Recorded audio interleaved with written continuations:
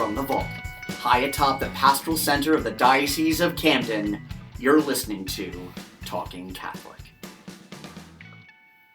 Hello once again to Talking Catholic, the official podcast of the Catholic community of South Jersey.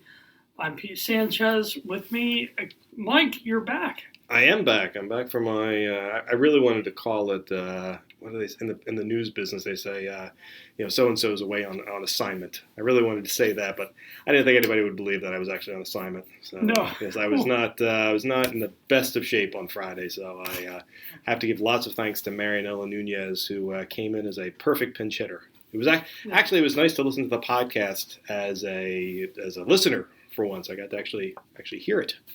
You were on the other side of it. It was nice. It was very good. Usually when I listen to it after we've done a recording, it's like, okay, how did I screw up? How did Pete screw up? What should we have asked differently? This was one where I could just sort of sit back and enjoy it. And I've told people a couple of times now that Dr. Bill Watson is definitely my replacement when I finally get axed from this joint. Because, not that that's going to happen, but when he talks, it's just so beautiful to listen to. Yeah, he has a good voice. He's a good radio voice. He really does. He does. He's got and not a face for radios, but a voice for radio. He's got a face for TV, too. He's a good-looking man. He's a great guy. And he's a Phillies fan, which I can always support. Yes. So he and I talk a lot of baseball, and I was happy to do it last week again. Did Marianella seem even remotely interested in? Not really. Okay. No, and I did ask her, well, what kind of sports do you watch? And I don't think she's not a sports person. Yeah, she was saying that her husband's not much of a sports fan, so by association, she's not either. Which I think means it's your job to turn her into a Phillies fan. I should. Well, I think maybe I'll do that. Maybe I'll talk I think to you need Bill. to invite the school's office. You and Bill need to invite the school's office and the Star Herald to a night at the ballpark. That sounds... Well, I know Mary Boyle, the superintendent of schools, is a big Phillies fan. So maybe that can be a point of entry too. Because Mary Boyle, God bless her, hooked my dad and I up one time with tickets right near the field. Yeah. And it was amazing. It was like special seating, and my dad and I were next to Mary and one of her friends, and it was a great time. And it's exciting to think, that spring training's less than a month away, or about a month away now. Well, with the Eagles season coming to a close this past weekend, I'm more than happy to start pointing into the general direction of the Phillies. So full speed ahead. That's what I'm saying. So, what do we got coming up around the diocese, Pete? Well, around the diocese coming up this Saturday, January 19th, at St. Charles Barlowe Parish in Siglerville on 176 Stagecoach Road. The Life and Justice Mysteries Diocesan Gathering will be taking place. It's called Go Out to All the World, Missionary Disciples in Action Through Parish Ministry. And two speakers who work with individuals who work with different organizations. Rachel Malinowski works in U.S. Church Engagement at Catholic Relief Services, and Jeffrey Miguel Wallace, a relationships manager with Catholic Relief Services Northeast Mid-Atlantic region, will both be there. It'll be a day-long workshop teaching practical skills to parish ministers to help empower leaders focused on promoting justice and Catholic social teaching. So come on out this Saturday, January 19th from 10 a.m. to 3 p.m. Free admission, and lunch is included. So more free and lunch? Ooh, that's a rare duo right there. All right. That is. I mean, that sounds... Lunch is good, but free admission is wonderful. So more information and registration, call or email martha.scutte, SCUTTE, is your last name, at camdendiocese.org, or call her at 856-583-2909 this Saturday, January 19th at St. Charles Barlowe in Siglerville. And then, Mike, our friend of the show, Jeff Shields, January 20th, is having a little concert, coffee house, and art show. Oh, yeah? He's going to be doing it, and for his band, Forgotten Truth, at Christ the Redeemer, 318 Carl Hasselhin Drive in Atco, starting at 6:30 p.m. This is free admission, too, and it starts at 6:30. Lots of free stuff. I like it. I know. I love it. There'll be music, art, refreshments. There will be original music by Jeffrey Shields and Forgotten Truth. So that'd be cool. Yeah, I was actually watching them on Instagram last night. As a matter of fact, they were doing a performance somewhere, and they put it on. They did an Instagram live, and I was like, "Oh yeah, I get to watch Forgotten Truth while I'm preparing to watch an Eagles loss." It was very good. it was nice. That was a highlight of the night. It sounds like the It was a highlight, actually. They sounded great, as a matter of fact. Yeah, it's good to see. They're keeping busy. We love those guys. Yeah, we love the ladies too. Well, nothing but success for Forgotten Truth and Jeff. Yeah, they're great. And this is 6:30 p.m. this Sunday, January 20th. I hope to be there, so I'm very excited about that. And then coming up the next day, Mike, we have the Martin Luther King Day, Martin Luther King Jr. Day of Service, remembering the good man, the great man, and honor his dream. Come on out and give blood. Monday, January 21st. There are 3 places you can do it: Church of St. Bridget in Glassboro, 125 Church Street; Catholic Community of Christ Our Light, 402 North Kings Highway in Cherry Hill; and Sacred Heart Parish at 751 Kane Avenue, Camden.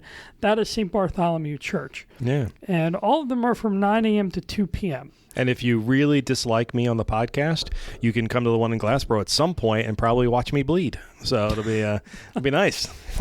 You're not like Jesse Ventura, who said, "I ain't got time to bleed." No. I bleed like the drop of a hat. I'm a world-class blood donor. They see me and they're like, "All right, time to fill up on this guy." And then they give you crackers and juice afterwards. Yeah, that's actually what got me into it. Was I heard that there were donuts. This is 20 some odd years ago, 30 years ago. I'm like, I'll sign up for donuts. You got it. I'm in. And I will fully admit, during my lean years in college and in the first couple of years after I graduated college, I had figured out that you go and you give blood right at the end of the time period, because then they basically gave you all the food that was left over. I used to leave with boxes of donuts, and that would keep me and my fellow poor recent college graduates fed for at least a night or two. So we will see you there at 1:45 p.m. Well, yes, probably, but mostly because I'm always running late. Now I try to be a little more charitable. I don't actually. They're good about it now. It always used to be fresh donuts or semi-fresh donuts, and now it's all packaged goods, so they don't have to give away what's left over. That's more efficient that way. Oh, okay. That's so good. Oh man. But I still go for the food. Yeah, no, that sounds good. So give blood. Come on out. It's get something to eat. Yeah, you register at www.redcrossblood.org, or you can call a few people to Glassboro. Call Stephen D. Williams 302-561-4190. St. Bart's call or Christ Our Light. Call Betty Atkins 609-413-1701.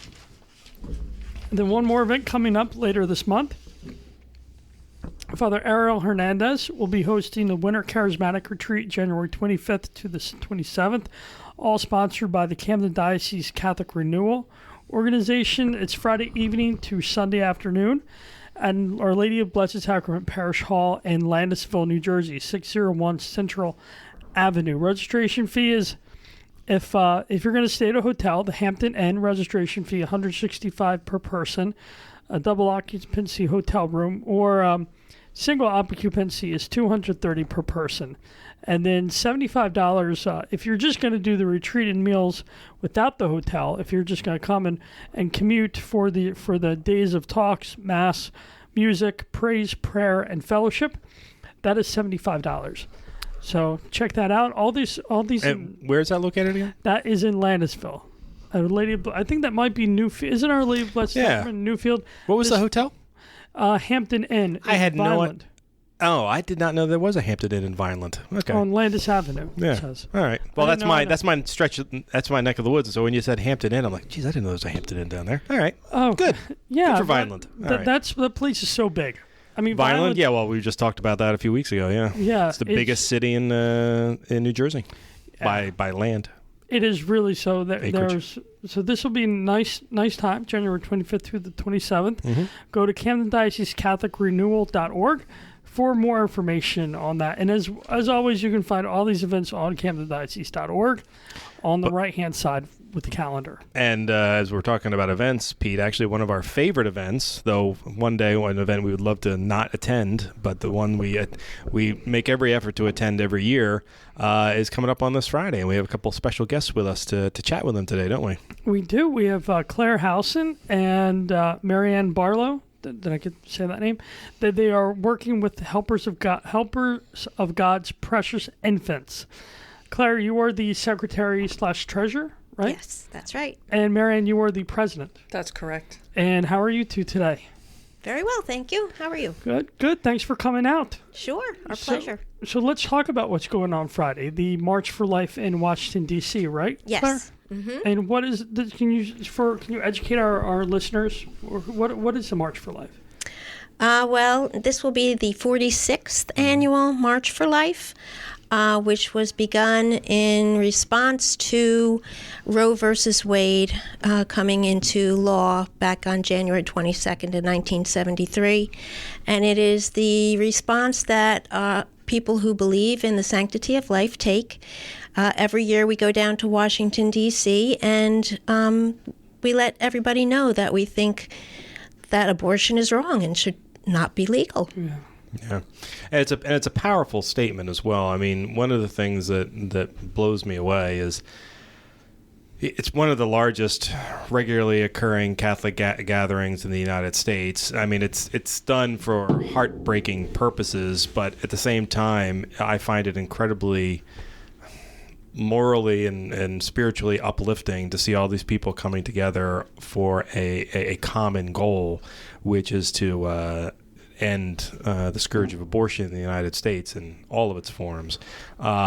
The event on Friday, which is looking good now, like I'm actually going to be able to attend. I wasn't sure before, but it's looking good like I'll be able to attend. It actually starts at 10 a.m. with a live recording of the Ben Shapiro Show. Then at 11 a.m., there's a musical opening with Sidewalk Prophets. At noon is the rally program. And then at 1 o'clock, the march up Constitution Avenue towards the Capitol building and the Supreme Court. And then at 3, the march ends around 3 o'clock, where there'll be silent no more testimonies outside the U.S. Supreme Court. You can advocate for life to your representatives and senators, and of course, spend time with your fellow marchers.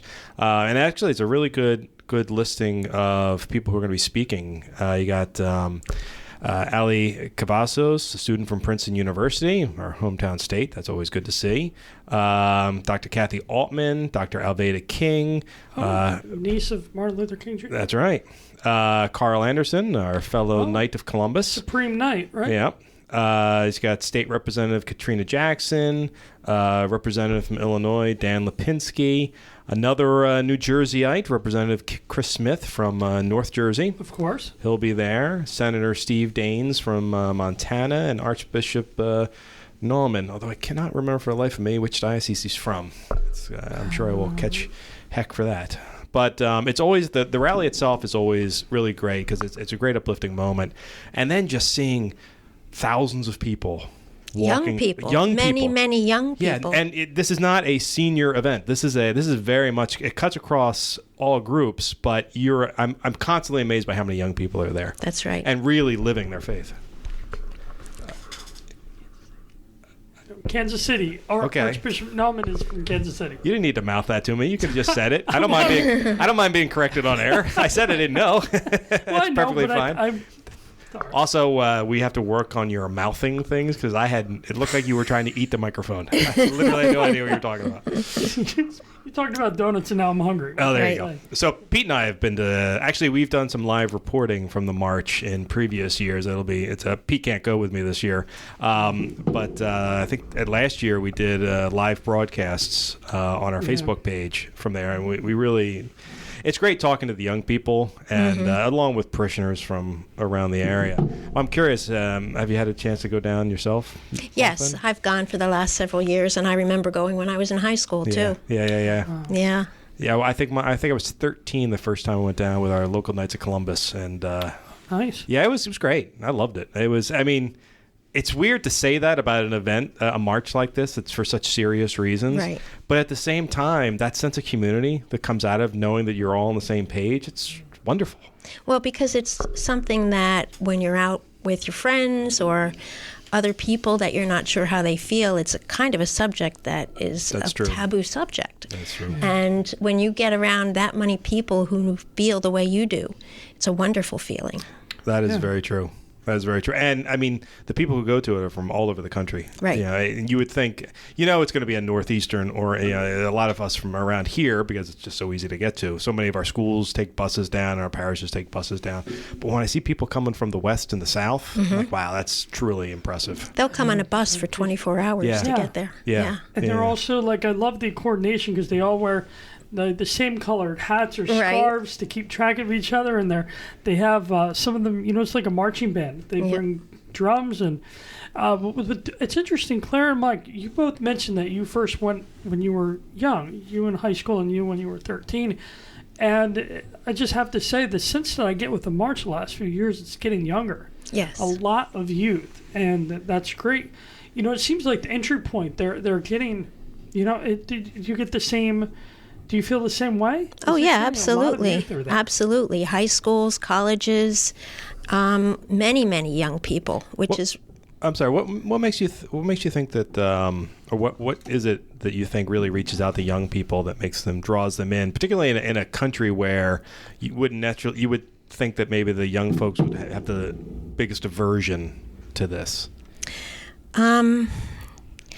I'm not really sure, but I'm hoping that it might be that they see the truth. I mean, especially with the science these days and seeing ultrasounds and knowing that a baby is a baby in the womb, that maybe this is almost some of their way of being different than their parents. I mean, probably a lot of their parents aren't as committed as they are, but they see the truth. And so, young people have a reputation for wanting to be opposite of their parents or stand up for some things that others don't. And maybe that's it. They see the truth. And what better thing to stand up for than the truth? I think you're onto something there, because I remember when my son is 10 and a half, and when we went to the first ultrasound, just going back to your comment about science, when we went to the first ultrasound, like I had seen pictures of ultrasounds before, and I didn't think anything of it, really. We went to the first ultrasound, and at that point, he was basically the size of a worm. He was very small. But what I was not mentally prepared for was that he moved. That he was squirming around in there. And did not look like a human. Literally looked like a worm on that ultrasound. And since that moment, I've never had, not that I really had a lot of doubts before, but that was like ultimate confirmation that person is alive. Right. And that was at the 3-month mark. Mm-hmm. So, I can't even conceptualize doing anything after that mark. Right. I agree. So, but Pete, when you go down, you've been on bus trips, and would you say it's a good breakdown of young to old? I think so. I've gone down with youth groups. I've gone down with, last year I went with a group from Berlin, Mater Ecclesiae, but the year before that, and I'm assuming they're doing it this year. I don't know if, I haven't heard confirmation, but the year before that, there was a youth rally at the March for Life, which was really awesome beforehand. We left super early, like 4:30 in the morning, for a rally starting at 7 with mass, and then we marched, and the youth were just on fire. Yeah. That's the word I can use. And to see, but there is a good breakdown. You do have the older, and you have the knights, and you have the parishes come out from all over the country, the Northeast, but I do remember people from Wisconsin or Ohio coming out. I think I met a few years ago somebody from North Carolina, and they all drive up. And so there is that mix of you get the high schoolers, you get the Knights of Columbus, you get the older, and it's really such a there's not much. I can't think of we here we have the I race. That would be the local equivalent, but not even. Just when I say equivalent, I mean in terms of the generation, like multifamily. Mm-hmm. I see little babies there, and people, I'm the pro-life generation, because that's who it is now. Right. Well, you see a lot of signs saying I was adopted, or, I'm standing here because my mother chose life. And that's powerful. It is. It's a new generation of people who are realizing that life starts at conception. Yeah. Yeah. And, we often get comments that, particularly the Catholic Church and science are at odds. I'm like, it's couldn't be further from the truth. Science is science, and we follow along with science, and we know that God's greatness is actually witnessed through science. So it's not anti-science at all. Right. We also want to talk to you a little bit about Helpers of God's Precious Infants. This is the nonprofit that you both are a part of. Right. You founded. I'm curious. Can you tell me a little bit about it? Like, what was the generation for it? Yes. Well, let me tell you that there's another partner who's not here today, and her name is Terry LaBrosse. And how we began is Terry actually has been a staple at the Cherry Hill Women's Center, praying outside on the sidewalk for 25 years. Oh, wow. And she met back in 1989 Monsignor Riley, who started a group in Brooklyn called Helpers of God's Precious Infants. And the helpers would go out to abortion clinics and offer support and help the women there to choose life. So I was working with the 40 Days for Life. I've been organizing that in Cherry Hill for about 8 years now. Mm-hmm. Took over that from Jennifer Riconco. And when I was out praying one day, I met Terry, and we would start to pray together and talk about the needs of the women who were coming out of the abortion clinic.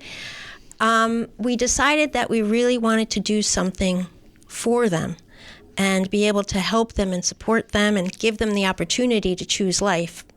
So she and I started talking about the Helpers of God's Precious Infants, what she'd been doing for 25 years, and she said, can we make our own little group from this? So we have our own. It's called Helpers of God's Precious Infants of New Jersey, and we often call it Helpers New Jersey for short. And we have our website now, and we have a Facebook page. And we try and help the women with whatever they might need so that they can choose life for their babies. It could be financial, it could just be emotional support, it could be housing.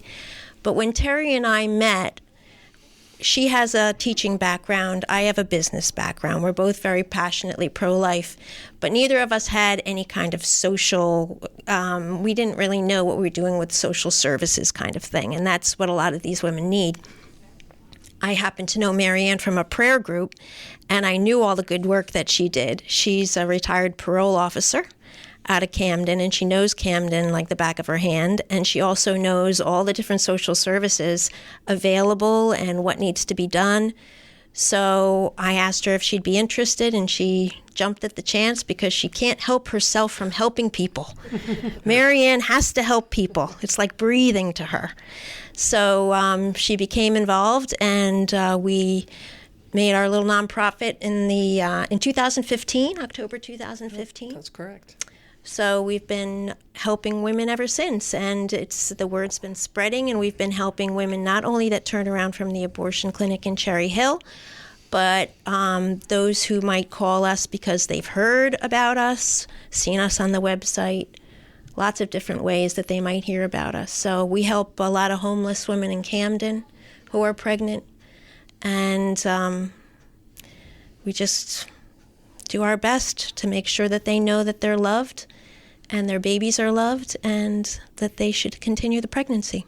Yeah. That's such a something that I've heard stories in the past of women who they get pregnant and their families kind of just cast them aside. It's really heartbreaking, and you're the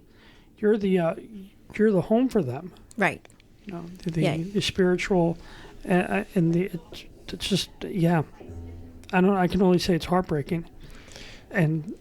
But with Miriam, you were gonna.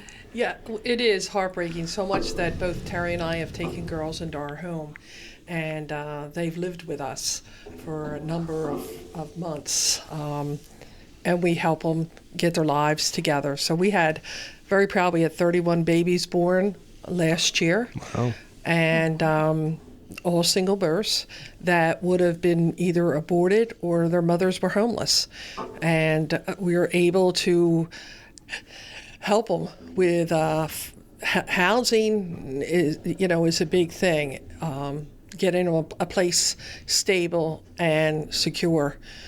And then we take it from there with every social services that they can get. And then we work with getting them permanent housing. Because if we put them in a motel, we can't continue to pay for that. So then we work on getting them some kind of housing based on whatever their income is and their needs are. Yeah. And that's a big project. And we also work with the men. We're, I think, the only agency that also works with men.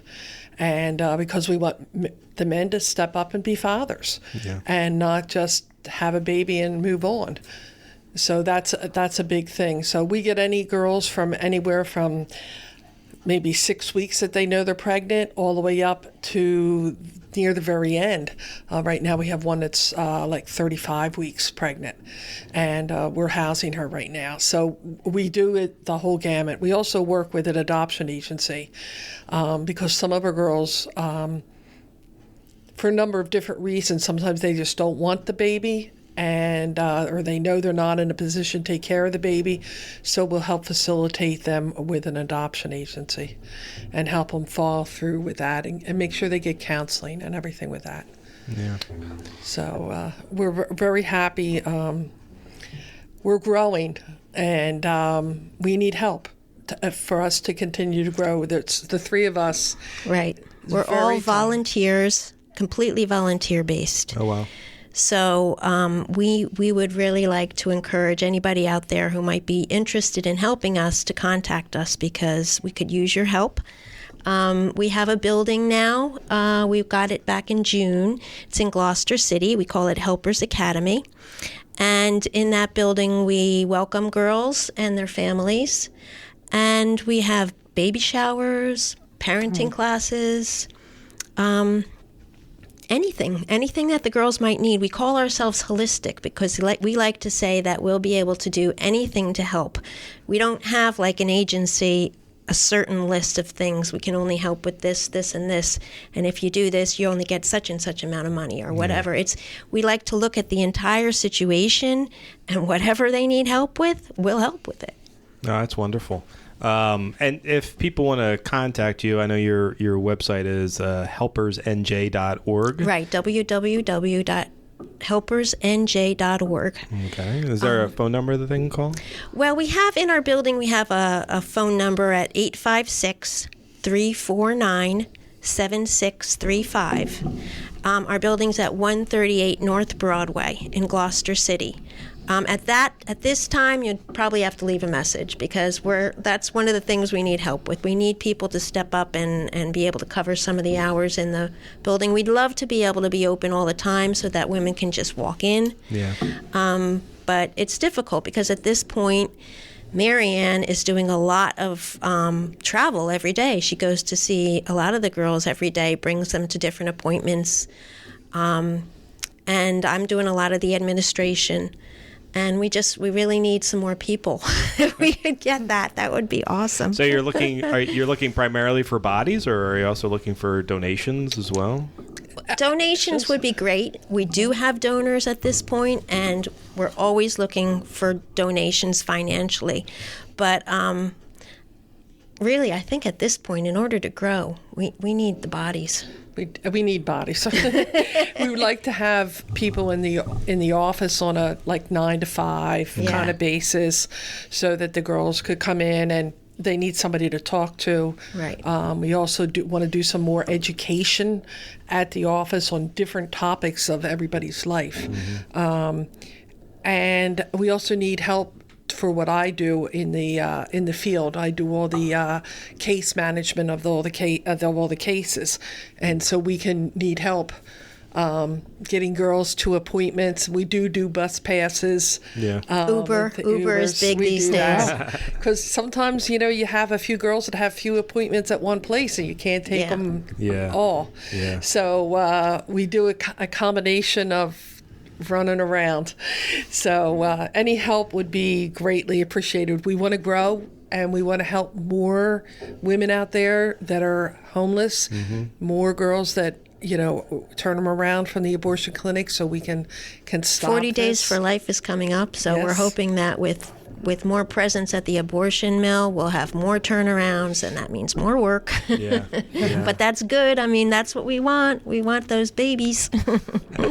Do you find, my wife and I have both prayed in front of the Cherry Hill Women's Center, and we've taken part in other work as well, and I'm always hoping that it'll have that by praying out in front will have a positive effect on the people going in. Have you been there as often as you have? Have you seen that? Have you? Oh, absolutely. Oh yeah, really? Yes. We have had many turnarounds from the abortion clinic. That's great to hear. Yes. And even some of the girls that are homeless, they had scheduled appointments at the abortion clinic to abort the baby. Oh yeah. And so when I talk to them and do the intake, and I'm like, okay, call the abortion clinic and cancel your appointment. You don't need them. We're here. Yeah, so we get in there before they even get there, which so is they can great. get there. And also we have girls that tell other women, you don't have to have that abortion. I know these people, they'll help you. Yeah. And so we get a lot of referrals from other girls or people that have been our clients that are no longer. Mm-hmm. You don't have to do that. Somebody will help you. Do you get the impression it's all they needed was someone to offer them some help? Sometimes. Sometimes all it is a little like emotional support, and Really? And then sometimes it's more major issues like she has nowhere to live and she can't live with her mother anymore because her mother's not happy she's pregnant or whatever the situation. Right. The boyfriend kicked her out because she won't have an abortion, that kind of thing. So you get all sorts of reasons, but yeah, the emotional support is a big one for some people.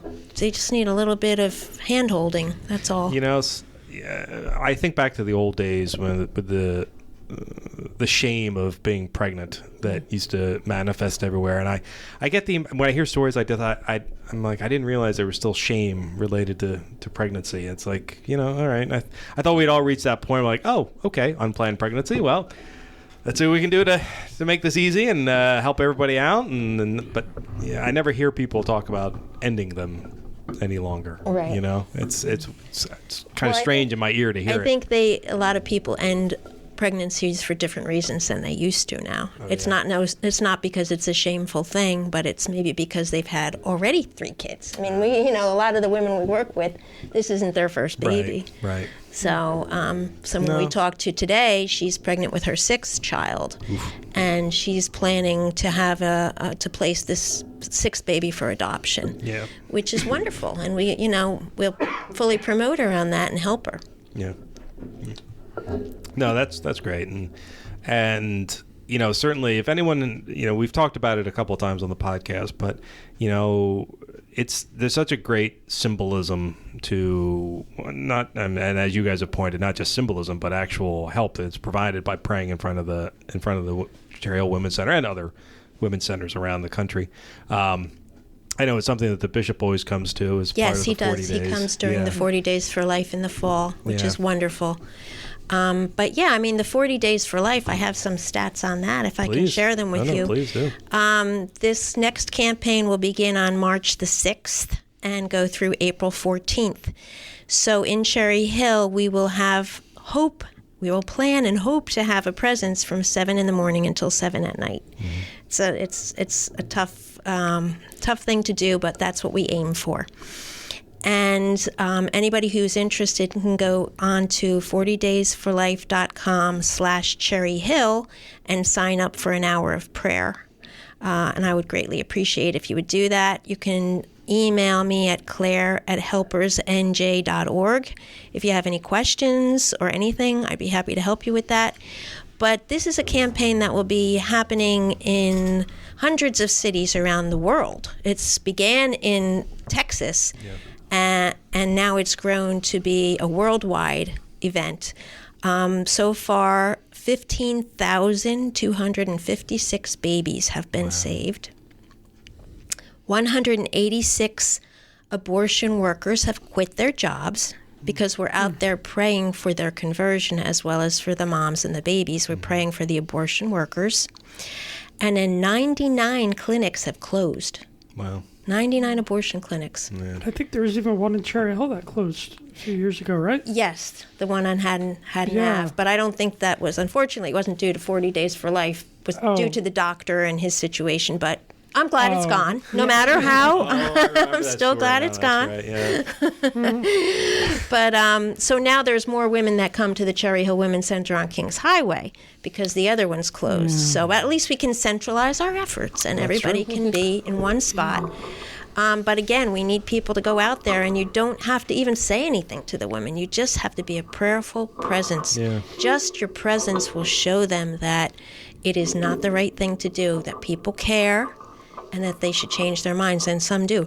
They say that over 50% of abortion appointments are not kept if there's somebody praying outside. Really? Yeah. I can see that. You know, that's an important reminder that this is not a hateful experience. No. There's no hate involved in here at all. We hate that it exists as an option, and we hate that you know we live in a world where this exists, but no hate towards the women, no hate towards anybody. At the times I've been there, it's been a very loving experience. I mean, it's the most Christian thing we could do. Right. Honestly. Absolutely. Yeah.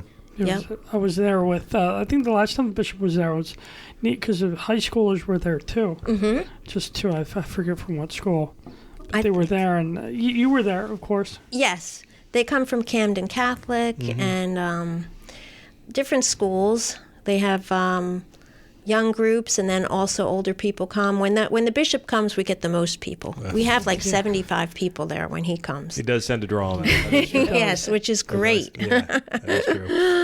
Although that's the last time I was there, it was a large contingent of young girls from Paul VI that were there. And actually, that I find that perhaps most meaningful of all, that much like we were talking about the March for Life, that these young women are there, and these are people who, God willing, will one day become mothers. Right. But even that they very much see the importance of the manner in which you become a mother and the importance of becoming a mother. I think it's very touching. I wish more people would take part in it. Yes. And for all the right reasons would take part in it. Well, I love when the bishop and priests come out and they draw a crowd, because my thought is that it's not an easy thing to do, to go out in front of an abortion clinic. And the hardest time is probably the first time. Oh, yeah. So if you come out in a group, that's fine. Just, get your feet wet. That's fine. Just get used to going out there, because it really, really makes a big difference. Yeah. And now that you know about the helpers, you don't have to fear about talking to a girl and not knowing how to help her, because all you have to do is call us and we'll do anything we can. I have a question because one of the things I'm reluctant about is I have friends, when they go, they bring literature with them, or they pass out. Where can people like me get that information? How, like, to be able to, not to be forceful, but if somebody wants to talk, maybe like slip them a brochure or something. Right. Where can they find that stuff? Well, Options for Women, which is a pregnancy care center down the street from the abortion clinic. It is also located on Kings Highway. They'll give you information if you want. Personally, I go to online. I go to Human Life Alliance. Just type in www.humanlifealliance.org, I think. And they have all sorts of information. They have a magazine on there called The Street Magazine that is specifically meant for people in front of abortion clinics. And they'll give it to you for free. They'll mail them to you. I mean, they appreciate donations, but they don't really charge for them. If you need them to send you some for free, they will. Because I'm always, I don't know, I'm still trying to... I'm good at praying, but I would want to do more with helping them out in some regard. I've had friends who've taken, they wanted to talk. They've taken them to Ponzio, it's right down the road. Right, yeah. And they've convinced the person to have the baby. Sure. And those are powerful stories. Yeah, absolutely. And where the women that you help with the Helpers Academy and such, and how far do they come from? Well, kind of get them. We get them out of Philadelphia. We've had girls. We've actually went in to a strip club. I did. That it was a girl in there. One of our girls was a stripper. She had a friend that was pregnant, and knew that she had no place to live and that she was pregnant and was going to have an abortion. So I went into the strip club and talked to the girl, and she came out with us, and we actually she lived with us, and she put her baby up, both girls did, put their baby up for adoption.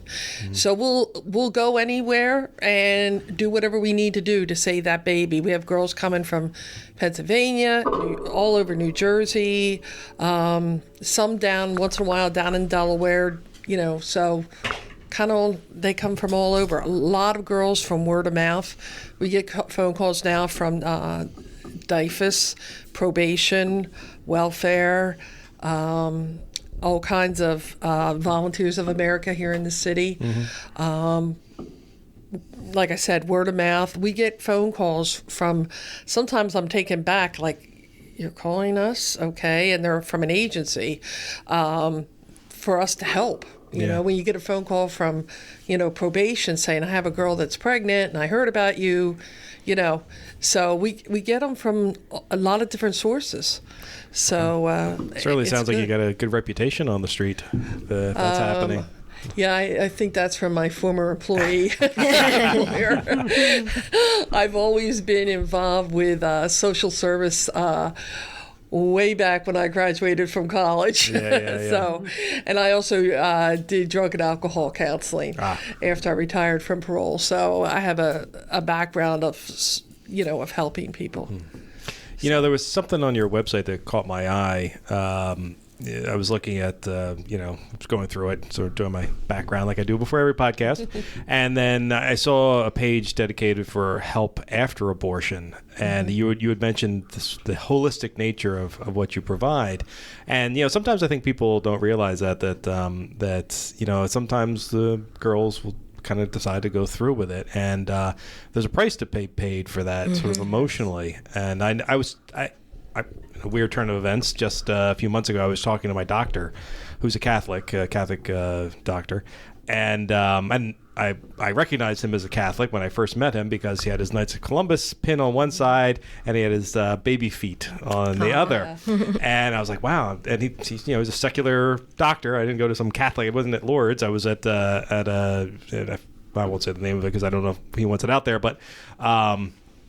So I started talking to him, and this was a year or two ago. And then this last time we talked about he would maybe write an article for the Star Herald sometime in the near future. And I said, "Oh, what kind of ideas did you have?"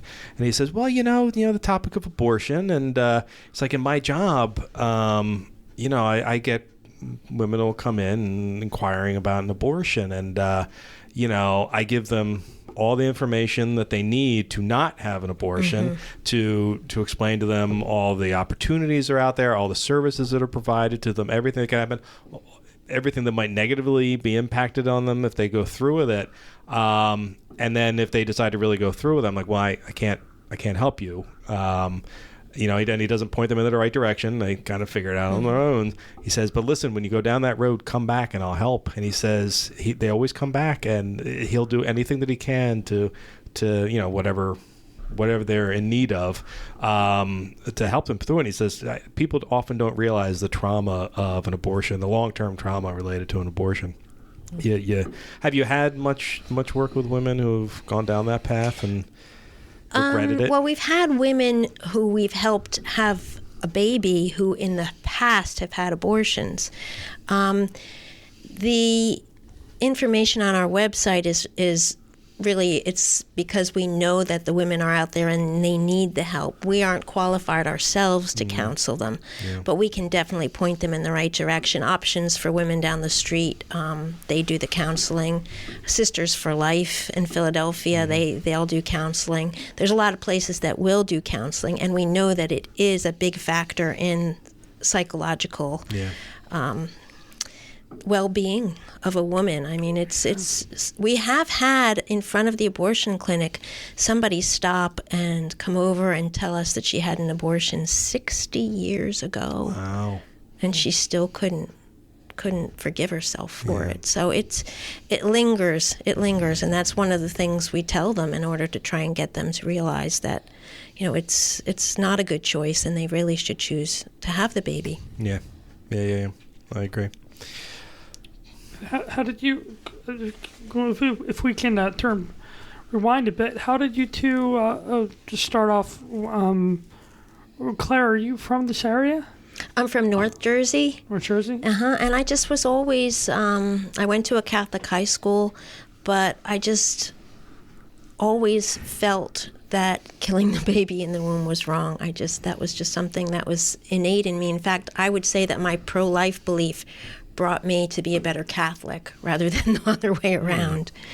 Until I went out to the abortion clinic, I didn't even know the Divine Mercy Chaplet. You know, I mean, I like that my pro-life beliefs brought me to be a better Catholic. So it worked that way with me. I just always realized that it was wrong. And I was involved in different things growing up through high school, fundraising for organizations, and then I worked at Birthright when I was living up in New York when my husband and I were first married. So I've always had my feet in it a little bit. But when I started with the 40 Days for Life here in Cherry Hill about 8 years ago, that's when I really started to get, more and more involved.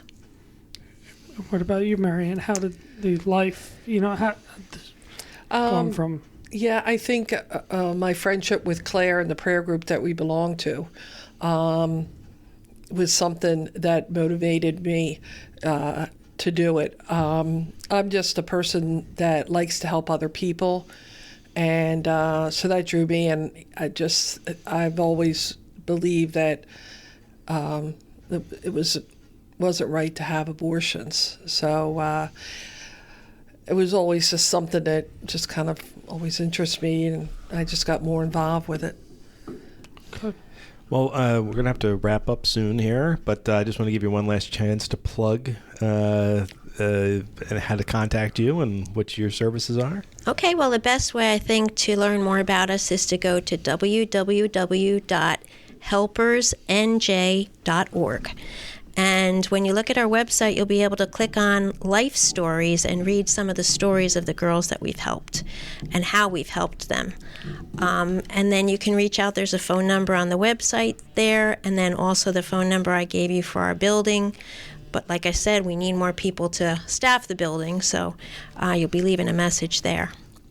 Okay. Well, thank you both for joining us today. This is Thank you for fantastic. inviting us. And we look forward to seeing you the next time where we come to the prayers in front of the abortion center. And hopefully I'll be down at the march. Pete won't be able to, but in future years, hopefully Pete will be there. And hopefully we'll see you guys there as well. Maybe I'll see you down there. All right. That sounds awesome. All right. Well, thanks everybody for joining us. And Pete, thanks for putting this together. And thanks for coming in. Thank you. You're Thank welcome. you.